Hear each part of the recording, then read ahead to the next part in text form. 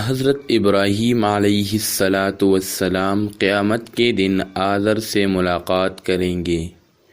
حضرت ابو ہریرہ رضی اللہ تعالی عنہ سے مروی ہے کہ رسول اللہ صلی اللہ علیہ وآلہ وسلم نے فرمایا، قیامت کے دن ابراہیم علیہ السلام اپنے باپ آذر سے ملیں گے اور آذر کے چہرے پر سیاہی اور غبار چڑھی ہوگی۔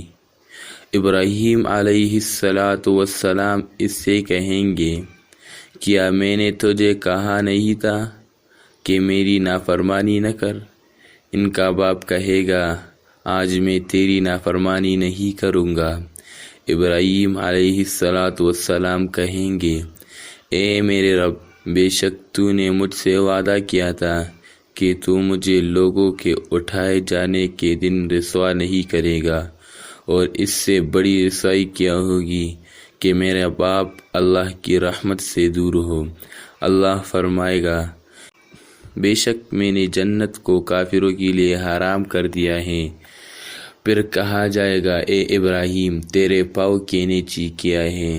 دیکھے گا تو اچانک گرنے بالوں والا بجو خون میں لت پت پڑا ہوگا، پس اس کی ٹانگوں سے پکڑ کر آگ میں پھینک دیا جائے گا۔